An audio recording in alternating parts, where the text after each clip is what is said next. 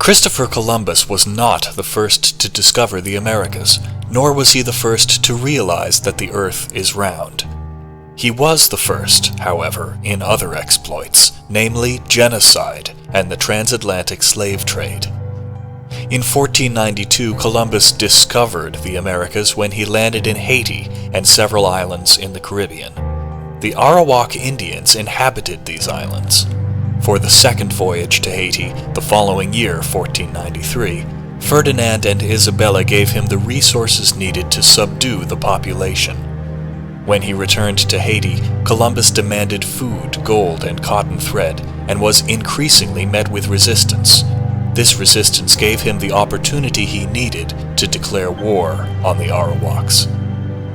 With 20 hunting dogs, horses, and guns, Columbus set upon the Arawaks, tearing them up with dogs and mowing them down with volleys of bullets, and running them over with horses. Reporting back to Queen Isabel of Spain, Columbus boasted, "In the name of the Holy Trinity, we can send from here all the slaves that Brazil will hold." The Spaniards hunted Indians for sport and murdered them for dog food. Columbus would reward his officers with women to rape. Girls 10 to 12 were especially desired for rape. Columbus and the Spanish won the war, and over 3 million Arawaks were killed in the genocide. They completely robbed the land of its gold. This is the truth about Columbus that's not recorded in your history books. On the other hand, most Americans know today is Columbus Day, at least in 47 states, although Hawaii has renamed it Discoverer's Day after the original Polynesians who populated that island thousands of years ago. South Dakota calls it Native American Day, and Alaska just ignores it like they kind of do everything. But what we're really celebrating today is Taino Genocide Day, the day when Christopher Columbus began to wipe out an entire indigenous population in a way that would even make Pol Pot blush. In 1492, Columbus was on a manic hunt for gold when he set sail and eventually landed on a small island off the coast of North and South America, an island today named Hispaniola, which is split between the nations of Haiti and the Dominican Republic. As Columbus wrote in a letter to the King and Queen of Spain, "Gold is most excellent, gold constitutes treasure, and he who has it does all he wants in the world and can even lift souls up to paradise." But when he landed in what he called the New World, there wasn't much gold to be found. But he did find something he thought was just as good as gold: people, who, in Columbus's mind, would make great slaves. So he wrote to the Spanish monarchs, "They are well built, with good bodies and handsome features. They do not bear arms and do not know them, for I showed them a sword, and they took it by the edge and cut themselves out of ignorance. They have no iron. Their spears are made of cane. They would make fine servants. With 50 men, we could subject them all and make them do whatever we want. And here there are so many of these slaves. Although they are living things, they are as good as gold." What Columbus did to the island and the tragedy he brought to the native population there has been largely erased by time and replaced by a glorified story of a bold explorer who set out to change the planet. In reality, though, as a result of what we've learned from writings by Christopher Columbus's own men, he raped, pillaged, enslaved, and slaughtered people just to get rich. Not exactly the type of guy worthy of a Main Street parade. One of Columbus's crewmen, Miguel Queno, described the scene when Columbus first arrived in Hispaniola for the second time, and thousands of Tainos, or what were referred to as Indians, came out to greet the ships. Queno wrote, "When our caravels were to leave for Spain, we gathered 1,600 male and female persons of these Indians. For those who remained, we let it be known to the Spaniards in the vicinity that anyone who wanted to take some of them could do so to the amount desired, which was done." Queno went on to write that he took his own sex slave, a beautiful teenage girl who, in his words, quote, "resisted with all her strength," quote, end quote, leaving him no other choice but to, quote, "thrash her mercilessly and rape her," end quote. And when Columbus's men did good work, Columbus routinely presented them with their very own sex slaves. But that was just the beginning. Columbus eventually started up a global child sex slave trade, exporting Indians all around the world. As he bragged to a friend in a letter written in 1500, 100 castellanos, as a Spanish coin, are as easily obtained for a woman as for a farm. And it is very general, and there are plenty of dealers who go about looking for girls. Those from 9 to 10 years old are now in demand. Eventually, under Columbus's orders, life for the Taino on their homeland of Hispaniola became so bad that they resorted to mass suicide. As the Spanish missionary Pedro Cordoba noted in 1517, 25 years after Columbus arrived. As a result of the sufferings and hard labor they endured, the Indians choose and have chosen suicide. Occasionally, 100 have committed mass suicide. The women, exhausted by labor, have shunned conception and childbirth. Many, when pregnant, have taken something to abort and have aborted.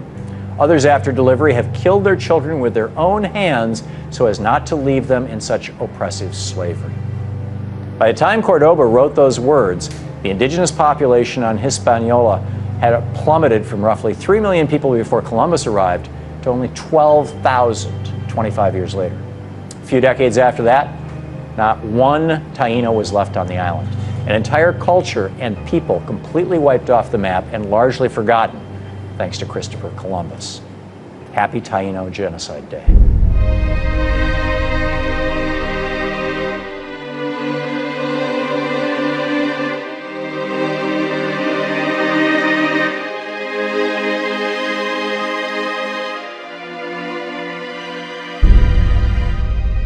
In 1995, Russell Means, a Native American activist, wrote a book called Where White Men Fear to Tread, the autobiography of Russell Means. In his book, he states that when we met with the Wampanoag people, they told us that in researching the history of Thanksgiving, they had confirmed the oral history passed down through their generations. Most Americans know that Massasoit, chief of the Wampanoag, had welcomed the so-called Pilgrim Fathers and the seldom-mentioned Pilgrim Mothers to the shores where his people had lived for centuries. The Wampanoag now wanted to remind white America of what had happened after Massasoit's death. Massasoit was succeeded by his son, Metacomet, whom the colonists called King Philip. In 1675 to 1676, to show gratitude for what Massasoit's people had done for their fathers and grandfathers, the Pilgrims manufactured an incident as a pretext to justify disarming the Wampanoag. The whites went after the Wampanoag with guns, swords, cannons, and torches. Most, including Metacomet, were butchered. His wife and son were sold into slavery in the West Indies. His body was hideously drawn and quartered. For 25 years afterward, Metacomet's skull was displayed on a pike above the whites' village. The real legacy of the Pilgrim Fathers is treachery. Most Americans today believe that Thanksgiving celebrates a boar harvest, but that is not so. By 1970, the Wampanoag had turned up a copy of a Thanksgiving proclamation made by the governor of the colony. The text revealed the ugly truth. After a colonial militia had returned from murdering the men, women, and children of an Indian village, the governor proclaimed a holiday and feast to give thanks for the massacre. He encouraged other colonies to do likewise. In other words, every autumn the crops are in, go kill Indians and celebrate your murders with a feast.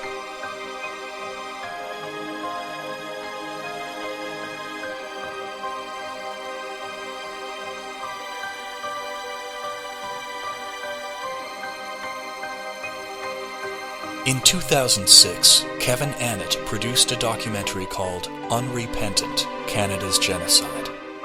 This documentary chronicles the deliberate genocide of Canada's Indigenous people and exposes the kidnapping, torture, rape, and murder of tens of thousands of Native Americans in Canada.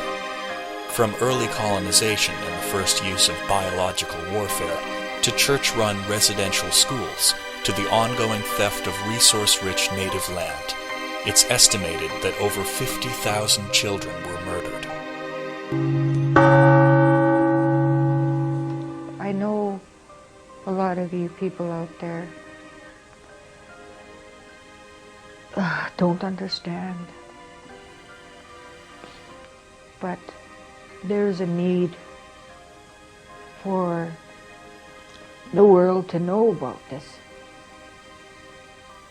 Because the church is hiding and the government's hiding.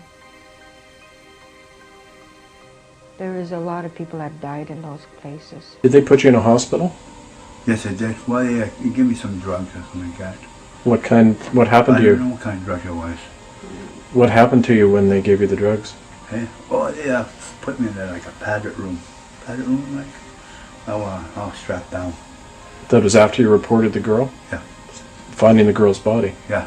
I'd seen them burn hands of kids when they're 3 years old and 5, with a little spike in their hand and like that, like a shock thing. Electric shock Yeah. device? Why did they shock the kids?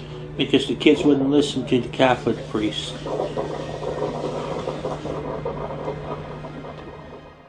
He used it on my brother's penis. He electrocuted his penis there till my brother passed out. And he was laughing, brother. My brother said he was laughing while he was doing it. We'd like to see him in pain, I guess. Never at any point when I was pleading with them to stop what they were doing to my family and I, even on that level of just how it impacted me personally, there wasn't a shred of humanity in them. They were like... You were looking in their eyes, nothing there. Nothing. Absolutely nothing. So you know what? When that happened to me, I realized, up until then, like any of us, it's somewhat abstract. People tell you stories and you keep wondering, well, how could they do this? When I saw what they were able to do to me, one of their own, when they turned and shredded my life mercilessly and allowed my 6 and 2-year-old daughter to go through hell, I thought, if they could do that to me, imagine what they could do to a native child who wasn't a Christian, who was dark-skinned, who wasn't part of them. Of course they could kill them. So I watched, and she was standing at the top of the stairs, and he kicked her. She went rolling downstairs. She ended up, she was laying like this. Her eyes were open, but she wasn't moving. She wasn't crying. So I see that all the time. Her name was Maggie. She was 2 years older than me. And she was murdered in there by a nun. Pushed out the window. Second story up, and she died. But nothing was done about it. We weren't allowed to see a lawyer or nothing. They just covered this up. Jenny wouldn't cry out, and then all of a sudden, this blood just spurted all over the place, and it was on her back, and a small part of her back here. And it opened up. It opened up wide. And the blood came.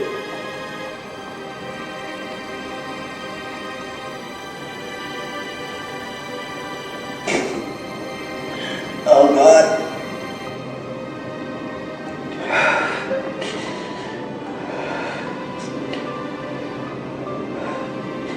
This is the last time I ever saw my sister.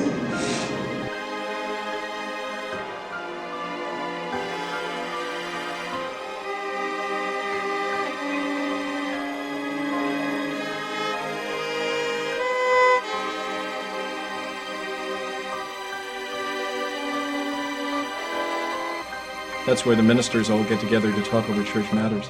And at that presbytery meeting, the whole issue of how land was taken from the House's people was basically covered up and denied by the church.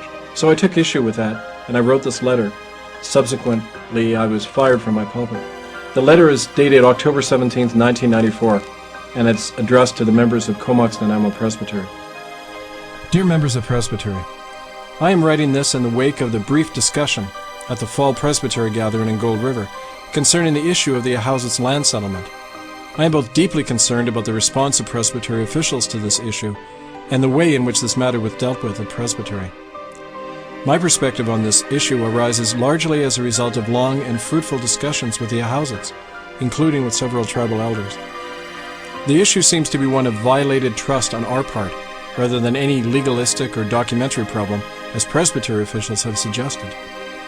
In a nutshell, native land was given to the Presbyterian and then United Church solely for the education and spiritual upkeep of the Ahousats, in particular the young people. This land was subsequently sold by the church to a private white individual. Simple justice and decency requires that our church rectify our wrong by seeking the return of the said land to the Ahausits, and by publicly admitting our mistake. This issue has been clouded over by our presbytery. Some officials have claimed that the Ahausits have created roadblocks to meeting or cannot produce appropriate legal documentation to show ownership of the land by the Ahausits. Sadly, these are precisely the words and accusations that a colonial system has directed against indigenous peoples ever since we took away their land. The very fact that we are waiting for the Ahausits to prove their case to us, or to meet with us on our terms, reveals at best an insensitivity on the part of our church to God's call for justice towards those we have wronged. At worst, it indicates a perpetuation of the racist and oppressive relationship that has been our legacy regarding indigenous peoples. Smallpox was one of the most communicable diseases in human history and was responsible for the deaths of untold millions of indigenous people around the world, even after a vaccine for this disease was discovered in England in the 18th century. In reality, smallpox was a chief weapon in the deliberate germ warfare waged by European powers against native peoples because of its brutal efficiency. Within 10 days of contracting the disease, the victim was dead. Tuberculosis was another weapon in the arsenal of germ warfare used against native people in Canada. A fiercely communicable disease, spread quickly by air and contaminated food, tuberculosis was responsible for many of the deaths of children in Indian residential schools across Canada. According to government officials like Dr. Peter Bryce, residential school staff deliberately and regularly exposed healthy Indian children to tuberculosis by forcing them to sleep and play alongside children dying of the disease, and then denying them aid or treatment. It was this murderous practice that was responsible for an annual death rate in the residential schools of nearly 50%. This book is used in the university curriculum about residential schools. It has been for almost 10 years. And here's a picture of children with active tuberculosis sores. You see the bandages around their head. And the description says they have active, like open tubercular sores, and they're sitting here alongside healthy children. That was the practice described by Dr. Peter Bryce when he said they were being deliberately exposed to diseases. They weren't being quarantined. When you have tuberculosis, you're quarantined. You don't sit with healthy children. This is proof. This is proof of intent to commit genocide, this picture right here. Yet it's in a mainstream text. People look at it, and still to this day they say, there's no proof that we're trying to kill Native people. Well, the proof is right there in that picture. In that practice, which was happening in every residential school across Canada, and it was documented by their own people, was superior to all others and had to conquer the world, combined with the vested interest of a merchant class that wanted to conquer the world for its own profit, armed with this religion.